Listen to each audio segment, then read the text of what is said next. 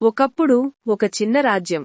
అక్కడ రాజు ధనవంతుడు, కాని చాలా పిసినారి. ఎవరికీ దానం చెయ్యడు, అవసరం ఉన్నవారికి సహాయం చెయ్యడు.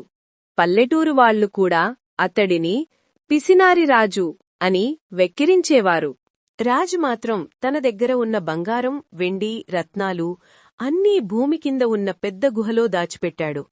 అతనికి రోజూ పని ఆ గుహలోకి వెళ్లి తన ధనాన్ని చూసుకోవడం మాత్రమే. ఒకరోజు రాజు ఆ గుహలోకి వెళ్ళాడు. కాని అతను అడుగుపెట్టగానే ఏమిటిది అన్నట్టు ఆశ్చర్యంగా చూశాడు. గుహలో బంగారం పెట్టెల మధ్య ఒక పేదరైతు కూర్చుని ఏడుస్తున్నాడు. రాజు కోపంగా అడిగాడు, ఏంటి, నువ్వెందుకు నా గుహలోకి వచ్చావు? నా ధనం దొంగిలించడానికి వచ్చావా?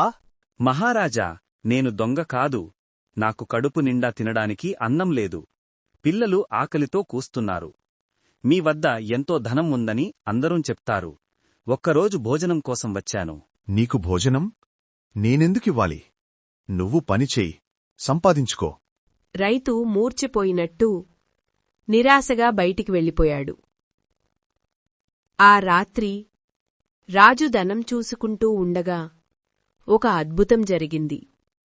గుహలో ఉన్న అన్ని బంగారు పెట్టెలపైన ఒక పెద్ద అద్దం కనిపించింది. అందులో అతని ముఖం కానీ ఒక భయంకరమైన నీడ కనిపిస్తోంది. అంతలో ఒక స్వరం వినిపించింది. నీ దగ్గర ఉన్న ధనం నువ్వు ఎవరితోనూ పంచుకోకపోతే ఇది నీకు ఎప్పటికీ శాంతి ఇవ్వదు. నిన్ను రక్షించేది బంగారం కాదు, నీ చేతి చేసిన మంచి పనులే. రాజు భయంతో వణికిపోయాడు. గుహ వెలుపలికి పరిగెత్తి ఆవేశంగా రాజ్మహల్కి చేరాడు. అతనికి నిద్రపట్టలేదు.